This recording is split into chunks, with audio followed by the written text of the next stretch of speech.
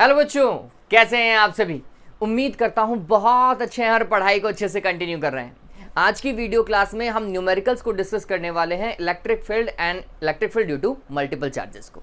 ये वाले न्यूमेरिकल्स बच्चों आप देखेंगे कि नीट एग्जाम के अंदर आए हुए हैं, स्टेट बोर्ड एग्जाम में आए। मोस्टली न्यूमेरिकल हम वही कर रहे हैं जो कि नीट के एग्जाम में पूछे गए हैं। चलिए तो वीडियो चालू करते हैं। आप सभी को क्वेश्चन सामने दिखाई देंगे। देखिए फर्स्ट क्वेश्चन जो आपको दिखाई दे रहा होगा, क्या बोल रहा है।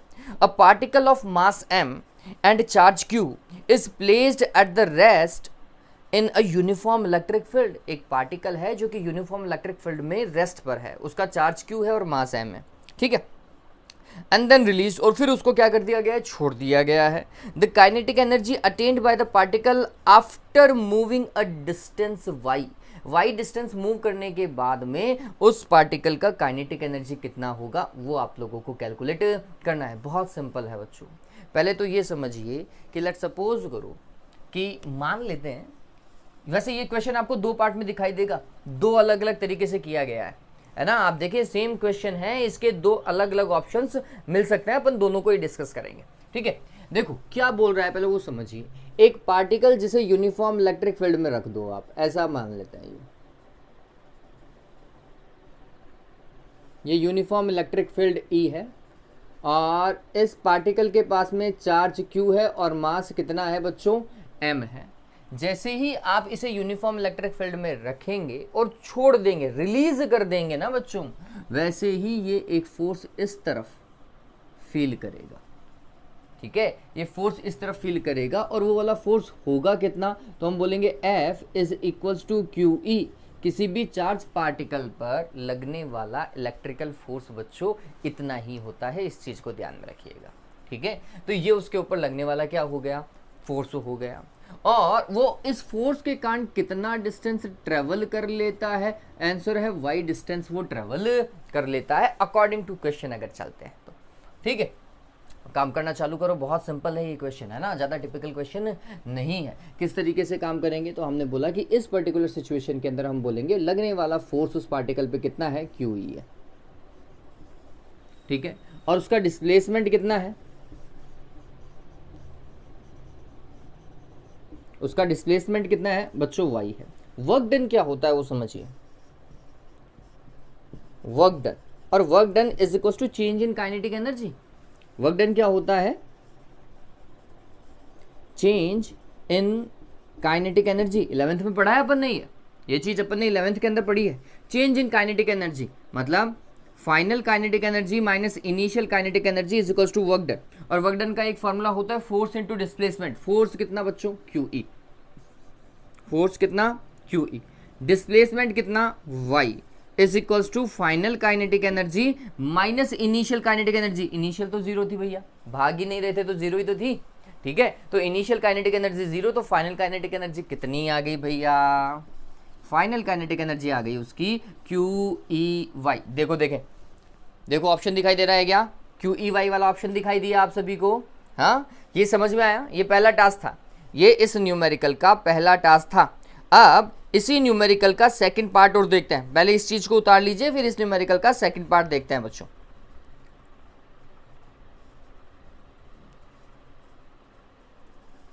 देखो नेक्स्ट देखिए,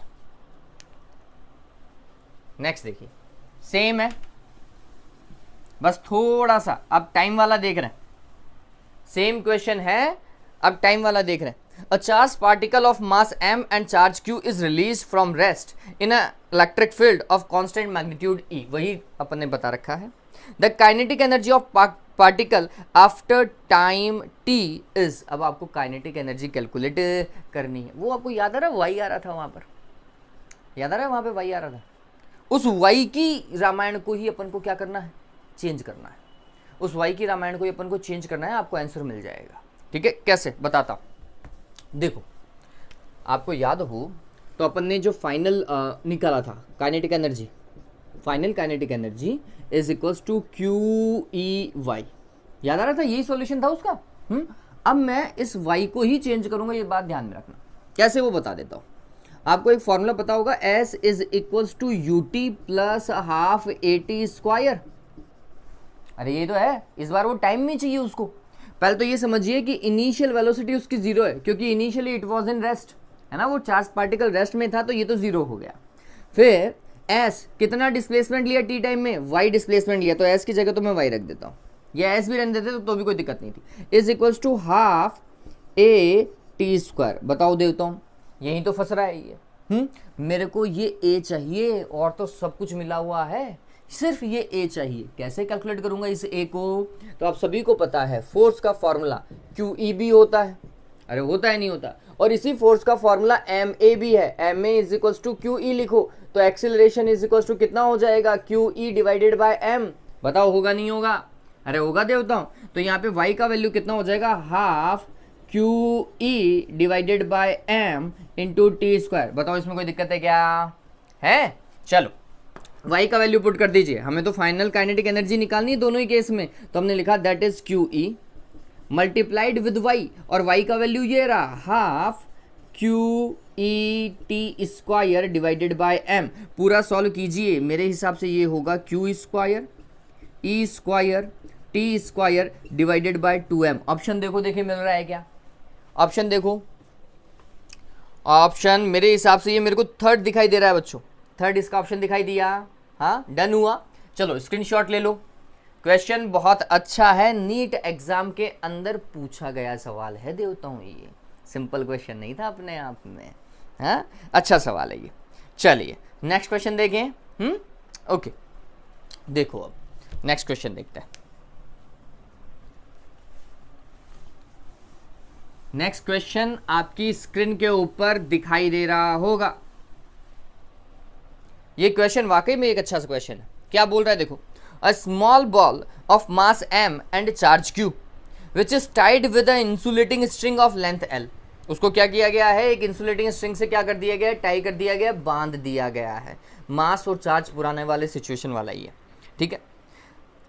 is rotating on a vertical circular path under the gravity in a uniform horizontal electric field E as shown in the figure। अब आप एक बार के लिए डायग्राम को थोड़ा अच्छे से देखो, आपको दिखाई देगा इलेक्ट्रिक फील्ड हॉरिजॉन्टली काम कर रहा है, इस तरफ काम कर रहा है, ठीक है, और उसको स्ट्रिंग को ऐसा घुमाया जा रहा है, मतलब उस चार्ज पार्टिकल को ऐसा घुमाया जा रहा है, वर्टिकली घुमाया जा रहा है, ये ध्यान में रखिएगा। The tension in the string is minimum for, अब आपको ये देखना है कि टेंशन जो है स्ट्रिंग में वो मिनिमम कब होगी, ठीक है। इसका तरीका बताता हूं बच्चों, क्या होगा, ये क्वेश्चन समझ में आया ना? अब मैं क्वेश्चन को हटा रहा हूं, वो समझिए। कुछ ऐसी सिचुएशन लेकर के काम कर रहे हैं भैया,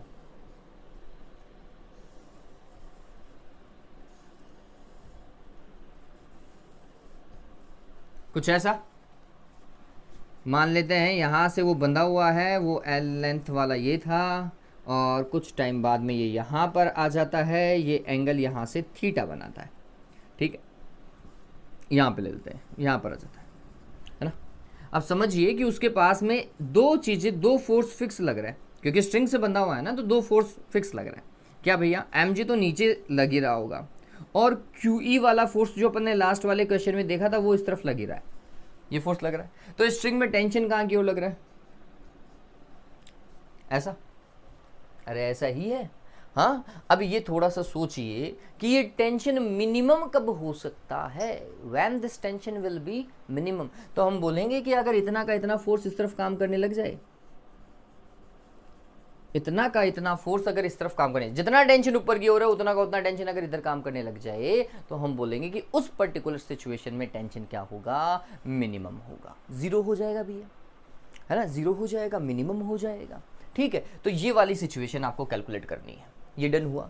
अगर ये वाला एंगल थीटा है तो डेफिनेटली ये वाला एंगल भी क्या होगा बच्चों, थीटा होगा, ठीक है। अब गौर कीजिए, दो फोर्स लग रहे हैं, एक फोर्स इधर है, एक फोर्स इधर है, और ये रिजल्टेंट फोर्स है, इसे मैं रिजल्टेंट फोर्स मान लेता हूं एफ, ठीक है। तो अगर मैं इस चीज को समझता हूं तो मैं बोलूंगा कि इस f का एक पार्ट तो QE है और इसी f का एक पार्ट क्या है, mg है। ऐसा ही तो हुआ।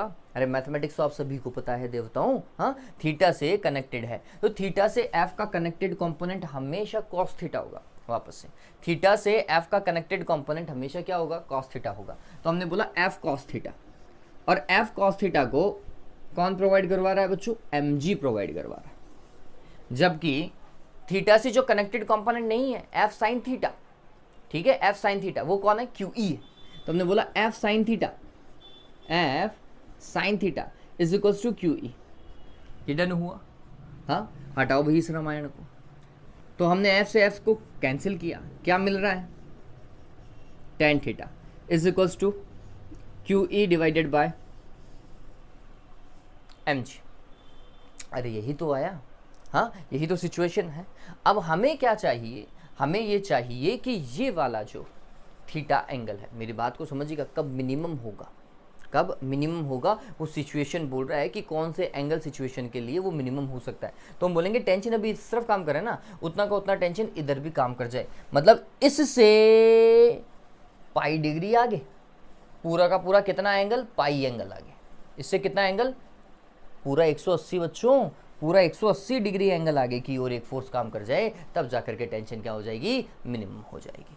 ठीक है ये बात। तो हमने बोलना है कि जितना भी एंगल मैं यहाँ से निकालूंगा, जितना भी एंगल मैं यहाँ से निकालूंगा, यहाँ से कितना एंगल निकाला अपन ने, tan inverse Q E divided by M G. अरे यही तो निकाला। इस एंगल में, इस वाले एंगल में मेरे को कितना ऐड करना है, पाई एंगल ऐड करना है, तब जाकर के मेरा काम हो पाएगा। बात समझ रही है, ठीक है। तो हमने क्या किया, हमने बोला सो रिजल्टेंट एंगल,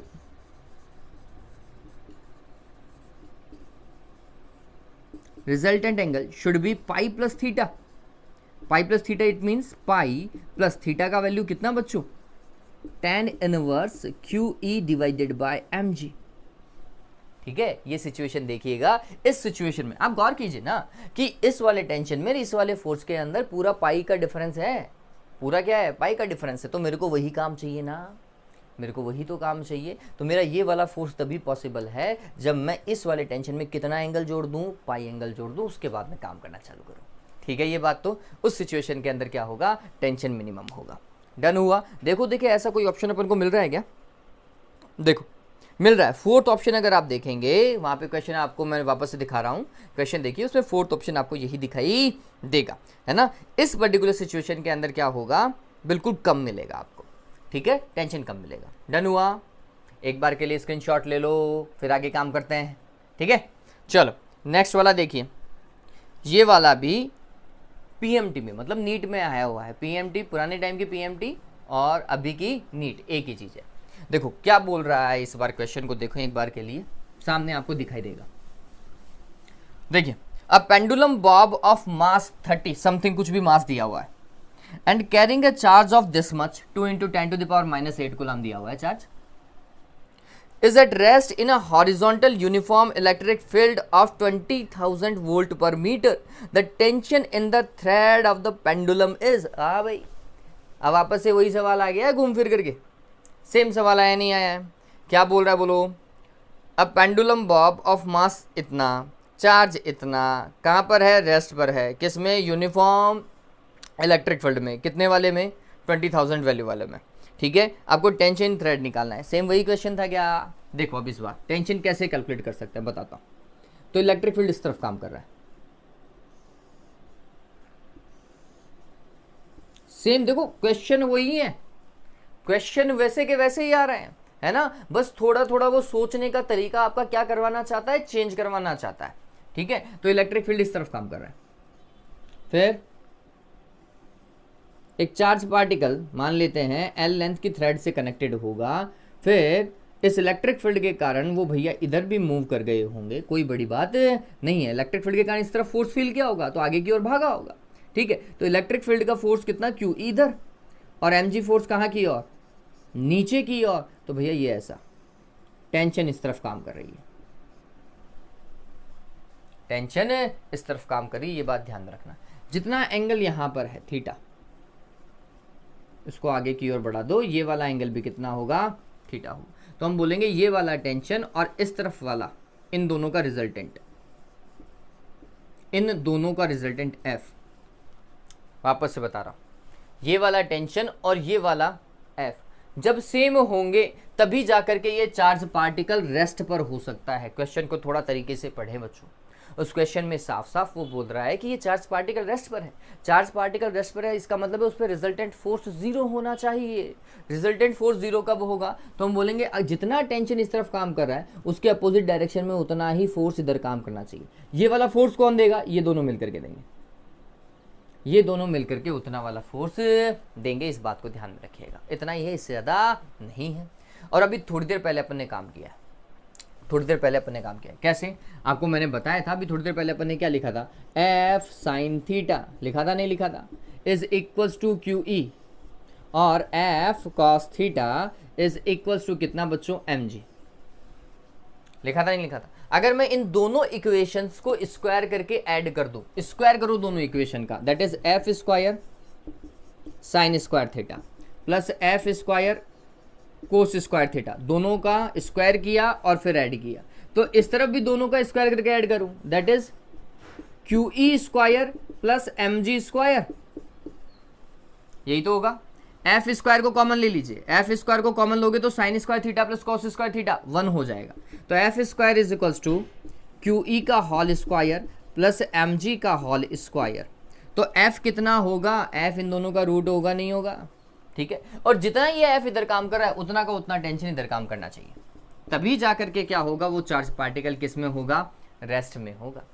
बताओ कहीं कोई दिक्कत, वही कॉन्सेप्ट चल रहा है, कॉन्सेप्ट चेंज नहीं हो रहा, बस वो क्वेश्चन पूछने के तरीके को देखो हर बार चेंज कर रहा है। ये पीएमटी 90 का क्वेश्चन था और इससे पहले मैंने आपको नीट 2007 का क्वेश्चन करवाया था, ठीक है।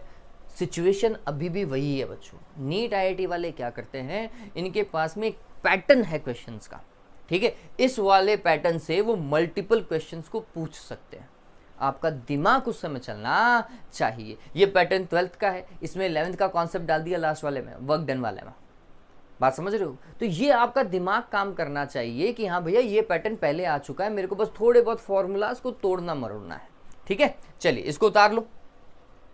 अरे ओहो, कैलकुलेट करना था, मैं तो यहीं पे करके छोड़ के बैठ गया।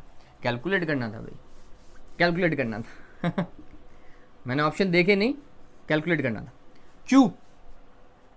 क्यू का वैल्यू कितना भाई, 2 इंटू 10 टू द पावर -8, तो इसका स्क्वायर कर लेता हूँ, क्यू का भी तो स्क्वायर है, तो 4 इंटू 10 टू द पावर -16 हो जाएगा।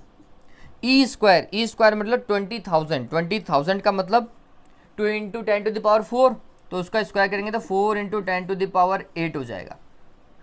बताओ भाई वैल्यू सही पुट कर रहा हूँ नहीं कर रहा हूँ। प्लस एम जी, एम का वैल्यू कितना बोल रहा है भैया, 30.7 इंटू 10 टू द पावर -6। अरे यार ये 30 का स्क्वायर कर लूँ अरे हाँ, चलो 30.7 into 30.7 into 10 to the power -6 है, सॉरी, तो 10 टू द पावर -12 कर लेते हैं, मल्टीप्लाइड जी सभी को पता है 9.8, इसको 10 लेकर के काम कर देते तो 100 काम कर लेते हैं, है ना, ठीक है।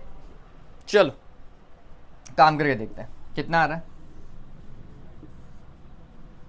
16 into 10 to the power -8 plus यहाँ पे देखो 10 की पावर -10 हो रहा है, और 30 इंटू 30 कर लेता हूँ एक बार। 30 इंटू 30 सभी को पता है कितना होगा, 900 होगा, तो इसको 9 लिख देते हैं एक बार के लिए।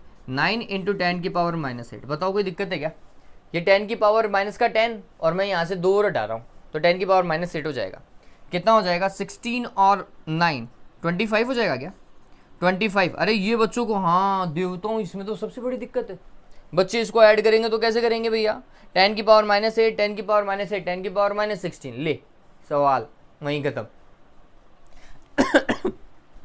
देखो तो टेंशन कितना मिल रहा है भैया, 10 की पावर -8 को कॉमन लो बच्चों, फिर ये होगा 16 प्लस 9, और ये ऑलमोस्ट में आएगा क्योंकि मैंने 0.7 को हटा दिया है ना, तो ऑलमोस्ट में आएगा आंसर अपना। तो ये 10 की पावर -4 आ गया रूट लेने के बाद में, ये 25 का 5 होगा, तो 5 इंटू 10 टू द पावर -4 के आसपास में कोई आंसर है तो वही अपना आंसर है भैया। हे एग्जैक्ट मिला रहे मेरे को, C option 5 into 10 to the power -4, ठीक है, पता चल रहा है, न्यूटन लगा लीजिएगा, है ना। तो क्वेश्चन सिंपल है, बहुत सिंपल है, कैलकुलेशन भी देखो कितनी जल्दी हो गई है, तो इसका मतलब है कैलकुलेशन में ज़्यादा टाइम नहीं लगता है, ठीक है। ओके चलो नेक्स्ट क्वेश्चन की तरफ मूव करें क्या, नेक्स्ट क्वेश्चन की तरफ मूव करते हैं। देखो नेक्स्ट क्वेश्चन देखो, ये डन हुआ। आगे देखो, a spherical conductor of radius 10 centimetre has a charge of 3.2 into 10⁻⁻7 coulomb distributed uniformly.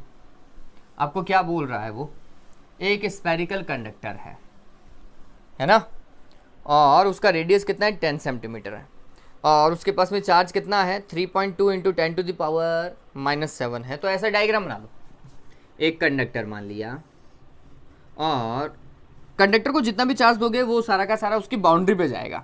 तो बाउंड्री पर उसके पास में कितना चार्ज है 3.2 इंटू 10⁻⁻7 कूलम, इतना चार्ज है उसके पास में बाउंड्री पर। ठीक है, रेडियस कितना है 10 सेंटीमीटर है, 10 centimetre radius. What is the magnitude of electric field at the point 15 centimetre from the center of the sphere? इसके सेंटर से 15 सेंटीमीटर के डिस्टेंस पर कोई पॉइंट P मान लो, और यहाँ पर इलेक्ट्रिक फील्ड कैलकुलेट करना है। तो ये ध्यान में रखना, ये सिमेट्री का क्वेश्चन है कि किसी भी स्फेयर को आप जो चार्ज देते हो वो माना जाता है कि वो सारा का सारा उसके सेंटर पर क्या है, सेंट्रलाइज्ड है। तो ये जितना चार्ज है ना, आप इस चार्ज को यहाँ मान सकते हो। ठीक है, तो चार्ज आपके पास में यहाँ पर मान लिया, डिस्टेंस कितना है 15 है। बताओ E कैलकुलेट होगा नहीं होगा, E is equals to K Q divided by R square, K 9 into 10⁻⁹, फिर Q 3.2 into 10⁻⁻7 divided by R square, 15 centimetre है, 15 इंटू 15 करो पहले तो, इंटू 10⁻⁻4 कर रहा हूँ, सेंटीमीटर क्या होता है, अरे 15 सेंटीमीटर, इसका मतलब है 15 इंटू 10⁻⁻2 मीटर। ठीक है, चलो इसको सॉल्व करो, कितना आएगा, ये तो मेरे हिसाब से 3 और यहाँ पर 5 आएगा। ठीक है, और अब पॉइंटों में जाने वाला है यार खूब अच्छा खासा। 3 इंटू 3 9.6 तो यहाँ पर हुआ, और 75 यहाँ हुआ, और इसको देखोगे तो 10 की पावर 2 और ये 10 की पावर 4 और ऊपर चला जाएगा, कुछ ऐसा 10 की पावर 6 हो जाएगा। ये 96 डिवाइडेड बाय 75 इंटू 10⁻5 कर लेता हूँ, ये 1 पॉइंट समथिंग में आंसर है रे यार, 1 पॉइंट समथिंग इंटू 10⁻5, ये तो सारे 1 पॉइंट समथिंग है, लेकिन 10⁻5 तो एक में ही है, ए ऑप्शन में। तो ऑप्शन क्या देखो, कैलकुलेशन करने की जरूरत ही नहीं पड़ी, इंटू 10⁻⁻5, सॉरी प्लस का 5, न्यूटन पर कूलम और वोल्ट पर मीटर। पता चला, देखो ऑप्शन से ही आपका काम बैठ गया है। 10⁻5 देखना पड़ा मेरे को सिर्फ और सिर्फ, है ना। मैंने इसको 96 बनाया तो यहाँ पे 10⁻5 बना, 96 डिवाइडेड बाय 75 करोगे तो 1 पॉइंट समथिंग ही आंसर आएगा। सिंपल सी मैथमेटिक्स थी वो तो। ठीक है, तो उम्मीद करता हूँ ये क्वेश्चन भी आपको समझ में आया होगा। पता चला ना ये देवता। अब आगे वाले क्वेश्चन को करें बच्चों। हाँ, और भी अच्छे क्वेश्चन हैं अगर आप करने की कोशिश करेंगे तो। देखो नेक्स्ट क्वेश्चन देखिए, ये डन हुआ। चलो अब नेक्स्ट क्वेश्चन देखो। In figure 4 point charges are placed at 4 corners of a square. एक स्क्वायर है, उसके 4 कॉर्नर्स पे 4 पॉइंट चार्ज हैं और आपको डायग्राम में वो दिखाई भी दे रहे होंगे। ठीक है, क्या बोल रहा है आगे, और साइड 2 सेंटीमीटर, उस स्क्वायर का साइड कितना है 2 centimetre. Determine the magnitude and direction of electric field at the centre O of the square. आपको क्या कैलकुलेट करना है, उस पर्टिकुलर स्क्वायर के सेंटर पे इलेक्ट्रिक फील्ड कैलकुलेट करना है। मैंने आपको लास्ट टाइम जीरो भी बताया था कि किसी भी स्क्वायर के सेंटर पे इलेक्ट्रिक फील्ड जीरो होता है, टर्म्स एंड कंडीशन अप्लाइड, अगर सारे के सारे चार्ज सेम है। लेकिन अगर आप इस क्वेश्चन को देखेंगे तो आपको सारे चार्ज सेम नहीं दिखाई देंगे। ठीक है, चलो काम करने की कोशिश करते हैं बच्चों। तो मैं बोल रहा हूँ, अब क्वेश्चन तो हट गया होगा, अब मैं डायग्राम बना रहा हूँ ऐसा। फिर यहाँ पर डी पॉइंट, ये ए, ये बी, ये सी और डी। डी पर है प्लस का क्यू चार्ज, इस पर माइनस का क्यू चार्ज, इस पर माइनस का 2q चार्ज और इस पर प्लस का 2q चार्ज। ठीक है, और इसका सेंटर कहाँ होगा, जहाँ इसके डायगोनल से एक दूसरे को क्या करेंगे, इंटरसेक्ट करेंगे। ठीक है, चलो देखना आप तरीके से क्वेश्चन को। ए माइनस का चार्ज था, माइनस का चार्ज टेस्ट चार्ज को अपनी ओर अट्रैक्ट ही करता है, अट्रैक्ट करता है, तो इसके कारण इलेक्ट्रिक फील्ड ई ए दिखाई दे रहा है, इस तरफ भाग रहा है। सी वाला माइनस का ही चार्ज है, अपोजिट में है ना, माइनस का ही चार्ज है। माइनस का चार्ज टेस्ट चार्ज को अपनी ओर अट्रैक्ट करेगा, इसका मतलब है ये इस तरफ भागेगा EC, ठीक है। B पर प्लस का 2Q चार्ज है, प्लस का 2Q चार्ज, प्लस चार्ज हमेशा टेस्ट चार्ज को रिपेल करेगा, रिपेल करेगा तो इसके कारण इलेक्ट्रिक फील्ड इस तरफ है भाई EB, ठीक है। और ये वाला प्लस का Q चार्ज भी यहाँ के टेस्ट चार्ज को रिपेल करेगा, इसके कारण इलेक्ट्रिक फील्ड ED इधर। पहले तो आपको इलेक्ट्रिक फील्ड की डायरेक्शन पता होनी चाहिए। डन हुआ। अब क्या करूंगा वो समझिए, यहां पर एंगल 90 डिग्री होता है और ये वैसे एक दूसरे के अपोजिट है, तो पहले तो इन दोनों को सॉल्व करूंगा और एक आंसर आएगा, फिर इन दोनों को सॉल्व करूंगा और एक आंसर आएगा, ठीक है, और फिर बचे हुए दोनों को सॉल्व करेंगे, ठीक है। पहले तो ये देखो EA और EC में से कौन पावरफुल है। EA इसके कारण माइनस के 2Q के कारण, EC सिर्फ माइनस Q के कारण। बताओ कौन पावरफुल होगा, EA पावरफुल होगा या EC पावरफुल होगा? किसका स्ट्रेंथ ज़्यादा होगा? जिसका चार्ज ज़्यादा होगा उसका इलेक्ट्रिक फील्ड भी तो ज़्यादा होगा। तो इन दोनों का जो रिजल्टेंट है ना बच्चों, वो इधर भागेगा भाई, EAC, ये ध्यान में रखना, इस तरफ भागने वाला है, ठीक है। चलो फिर इस तरफ देखो, ED इधर और EB इधर। ED, अरे ED किसके कारण था? रिपल्सिव फोर्स है, D के कारण रिपल्सिव फोर्स इस तरफ, और EB इस तरफ रिपल्सिव फोर्स इस तरफ काम करेगा। लेकिन EB पावरफुल है या ED पावरफुल है? तो देखो कि कौन सा चार्ज ज़्यादा है, क्योंकि डिस्टेंस तो सभी की क्या है, सेम है। नीचे वाला R² तो सभी का सेम चल रहा है, ठीक है। लेकिन ये वाली चीज़ देखो कि ये कितना है ना, सॉरी मतलब मैग्नीट्यूड देखो, चार्ज का मैग्नीट्यूड देखो, तो आप देखेंगे 2Q चार्ज ज़्यादा है, प्लस का 2Q चार्ज ज़्यादा है, इसका मतलब इसका रिपल्सिव फोर्स भी ज़्यादा है। तो EB is powerful than ED, या इसका स्ट्रेंथ ज़्यादा है। तो इन दोनों का रिजल्टेंट किसका, ED और EB का जो रिजल्टेंट है EBD लिख रहा हूं, वो इस तरफ काम करेगा, ठीक है। अब EAC इधर, EBD इधर, और दोनों के मिड में 90 डिग्री का एंगल, ठीक है। दो इलेक्ट्रिक फील्ड ये बनेंगे और इनको सॉल्व करना पड़ेगा, और इनका रिजल्टेंट इलेक्ट्रिक फील्ड कुछ इस तरफ काम करेगा। ये फिक्स है, ये फिक्स है, ऐसा ही होगा, ठीक है। तो सबसे पहले तो मैं EA, EB, EC, ED लिख लेता हूं मैग्नीट्यूड में, क्योंकि डायरेक्शन तो अपन ने सारी सल्टा ली डायग्राम में, ठीक है। सबसे पहले देखते हैं A वाले चार्ज के कारण, A वाले चार्ज के कारण K2Q डिवाइडेड बाय R², ये वाला डिस्टेंस बच्चों, ये मैं R² ही लिख रहा हूं, ठीक है। फिर EB 2Q चार्ज के लिए मैग्नीट्यूड में ही काम कर रहे हैं रे, पता चले तुम बोलो कि सर यहाँ माइनस क्यों नहीं गया है। हमेशा बोलता आ रहा हूँ, डायरेक्शन देखने के बाद में सिर्फ मैग्नीट्यूड लिखो, डिवाइडेड बाय R²। फिर EC, C वाला माइनस के Q चार्ज के कारण KQ divided by R²। ED KQ divided by R², यही तो है। चलो फिर क्या निकालें, EAC निकालें। EAC कैसे निकालेंगे, EAC इन दोनों के कारण, है ना, ये ज़्यादा था ये कम था और अपोजिट डायरेक्शन में काम कर रहे हैं, तो हम क्या करेंगे, EA में से EC को सब्ट्रैक्ट करेंगे। EA, what is EA, that is K2Q divided by R² minus EC KQ divided by R²। कितना होगा रे बच्चों, KQ डिवाइडेड बाय R² को अगर कॉमन ले लोगे तो यहाँ पर तो बचेगा 2 और इधर बचेगा 1। 2 - 1 तो 1 ही होता है। बताओ आंसर पता चला क्या, पता चला EAC कितना है। हाँ अब देखो EBD BOD कौन पावरफुल था, B पावरफुल था, D कम पावरफुल है, ठीक है। तो ये अपोजिट डायरेक्शन में काम करने के कारण इसको लिखा EB माइनस ED, ठीक है क्या। हाँ फिर EB K2Q divided by R² minus KQ divided by R²। वापस से कितना आएगा रे, KQ डिवाइडेड बाय R²। गौर करो EBD और EAC दोनों ही सेम है। अगर मैं इसको E0 मान लूं तो ये भी क्या होगा, E0 ही होगा क्या।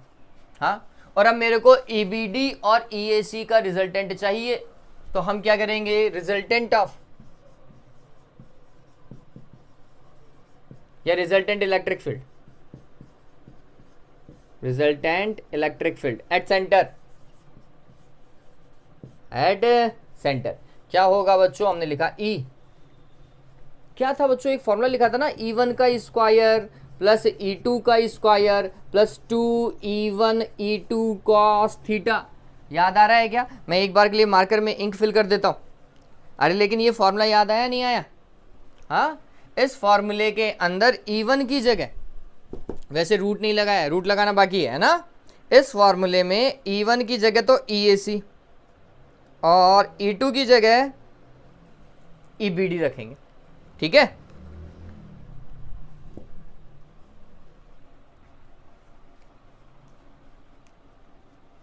देखो पहले तो रूट लगाओ इसके, अब इसके बाद में देखो E1 की जगह तो AC और इसकी जगह BD, ये AC और ये BD, और कॉस थीटा, थीटा की जगह 90, अरे कॉस 90 तो था, और कॉस 90 का वैल्यू 0 होता है, तो बच्चों ये वाला टर्म तो भूल जाओ, 0 हो गया पूरा का पूरा, बस ये दोनों है। और इसको अपन ने E0 लिखा था, तो E0 का स्क्वायर प्लस E0 का स्क्वायर कितना हुआ, 2E0 का square, and that will be root 2E0। बताओ यही आ रहा है क्या resultant electric field? It will be root 2KQ divided by R square. अब आपको R पता होना चाहिए, इसमें R कैसे कैलकुलेट करेंगे मैं बता देता हूं। पहले साइड देखो, 2 सेंटीमीटर दी हुई है, 2 सेंटीमीटर, तो ये R है यहां से लेकर यहां तक, ये R और ये A, साइड को A से रिप्रेजेंट करता है।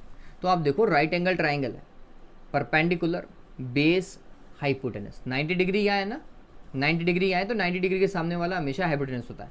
तो हम यहाँ पे देखेंगे A square is equal to R square plus R square, R square plus R square, तो 2R square is equal to A square होगा नहीं होगा? होगा। तो R स्क्वायर का ही वैल्यू निकालो आप तो direct, R square is equal to A square by 2, या फिर R is equal to A by root 2 होता है वैसे, ठीक है, लेकिन मेरे को तो R स्क्वायर ही चाहिए, यहाँ पे R स्क्वायर चाहिए, तो अपन A स्क्वायर बाई 2 ही रखेंगे ना, काहे को ज़्यादा करें। और A स्क्वायर, A कितना 2 सेंटीमीटर, तो 2 इंटू 2, और सेंटीमीटर है 10 की पावर माइनस 2, उसका स्क्वायर करो 10 की power minus 4 divided by 2, cancel. कितना पुट करना है रे, 2 into 10 to the power minus 4 put करना है। ठीक है, तो इसकी जगह मैं क्या करूँगा, रूट 2, K की जगह 9 into 10 to the power 9, Q का वैल्यू कितना दिया हुआ है, Q का वैल्यू क्वेश्चन में देखोगे 0.02 माइक्रोकुलाम, 0.02 माइक्रो 10 की power minus 6 divided by 2 into 10 to the power minus 4, यही तो है। पहले तो इसका पॉइंट हटाएं, अगर मैं इसका पॉइंट हटा देता हूं तो यहाँ पे 2 ही लिख देता हूँ, और यहाँ पर पावर को माइनस 8 कर देते हैं, ठीक है, और ये कैंसिल हुआ, ये 9 रूट 2 ही रिमेनिंग रह गया क्या, 9 रूट 2, ठीक है। चलो, और फिर ये पावर को जस्टिफाई करता है, ये देखो 10 ही रह गया, और ये ऊपर और जाएगा 10 की power 5, 9 root 2 into 10 to the power 5 newton पर coulomb is the final answer. पता चला क्या? हाँ, पता चला। तो उम्मीद करता हूं ये क्वेश्चन आपको अच्छे से समझ में आ गए होंगे, ठीक है। ये क्वेश्चन निहायत ही सिंपल थे, पैटर्न को आपको क्या करना था, सिर्फ और सिर्फ गौर करना था। इस क्वेश्चन का स्क्रीनशॉट ले लीजिए, वैसे ये क्वेश्चन अच्छा था, इसका स्क्रीनशॉट ले लो बच्चों। हो गया क्या? तो ये क्वेश्चन बहुत सिंपल क्वेश्चन है आपके, ठीक है। चलो आज के लिए इतना ही, और भी अगर आपको क्वेश्चन में किसी में भी दिक्कत आए तो प्लीज़ आप क्या कर सकते हैं, मेरे से पूछ सकते हैं, कहीं कोई दिक्कत वाली बात नहीं है। Have a good day, take care.